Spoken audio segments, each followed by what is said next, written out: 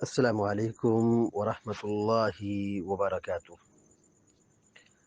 الحمد لله رب العالمين، والصلاة والسلام على أشرف الأنبياء والمرسلين نبينا محمد وعلى آله وصحبه أجمعين ومن تبعهم بإحسان إلى يوم الدين، أما بعد.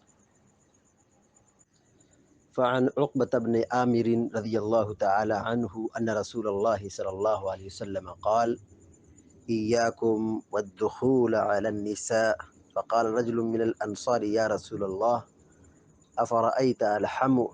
قال: الحمو الموت. رواہ البخاری۔ ابھی آپ کے سامنے بخاری شریف کی ایک چھوٹی سی روایت پڑھی گئی ہے۔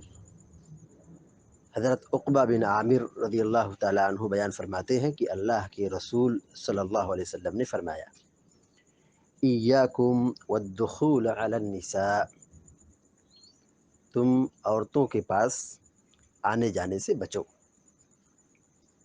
اجنبیہ خاتون جن سے پردہ ہے ان کے پاس آنے جانے سے پرہیز کرو۔ پیارے نبی علیہ السلام نے اس سے منع کیا ہے۔ شریعت نے پردے کا حکم دیا ہے اور پردے ہی میں جان اور عزت و آبرو کی حفاظت ہے۔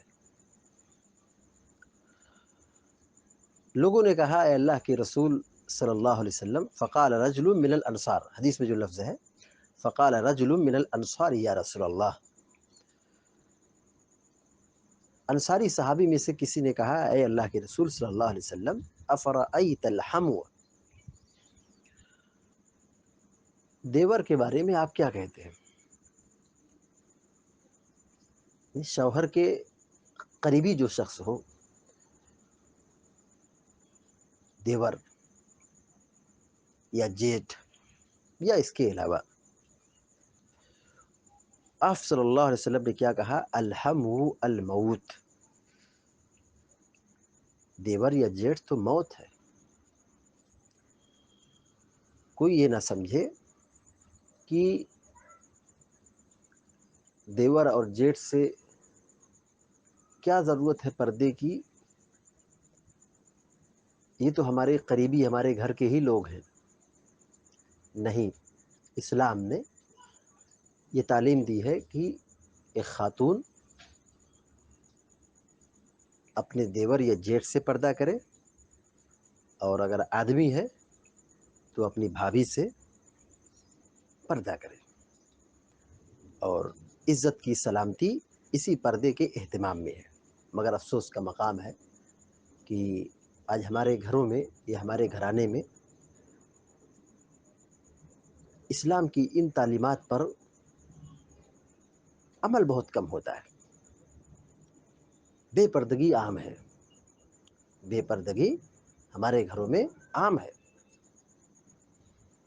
لہذا ہماری اور آپ کی یہ ذمہ داری بنتی ہے کہ ہم اپنے گھر کو اسلامی گھر بنائیں، اپنے سماج کو اسلامی سماج بنائیں، اور نبوی تعلیمات کی روشنی میں زندگی گزاریں، اور بے حجابی اور بے پردگی کے فتنے سے اپنے آپ کو اور اپنے سماج کو اور اپنے گھرانے کو بچانے کی ہر ممکن کوشش کریں۔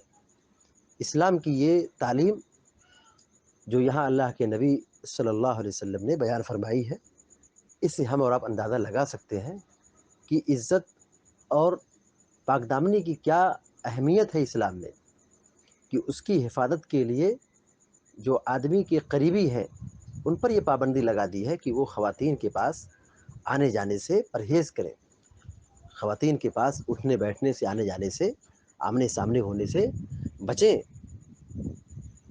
گرچہ یہ قریبی رشتہ دار میں ہے، خاندان میں ہے، گھر کے ہیں، مگر اسلام کا یہ حکم ہے کہ پردہ کریں۔ خواتین کی بھی ذمہ داری ہے کہ وہ ایسے لوگوں سے پردہ کریں، اور جو مرد حضرات ہیں ان کی بھی ذمہ داری ہے کہ جو نامحرم ہے، جو اجنبیہ خاتون ہے، ان سے پردہ کرنے کی کوشش کریں۔ اللہ تعالیٰ سے دعا ہے کہ اللہ تعالیٰ ہم سب کو، آپ سب کو اسلامی شریعت کی روشنی میں عمل کرنے کی توفیق عطا فرمائے۔ آمین یا رب العالمین۔ وصلی اللہ علی نبینا محمد وسلم تسلیما کثیرا. السلام علیکم و رحمۃ اللہ وبرکاتہ.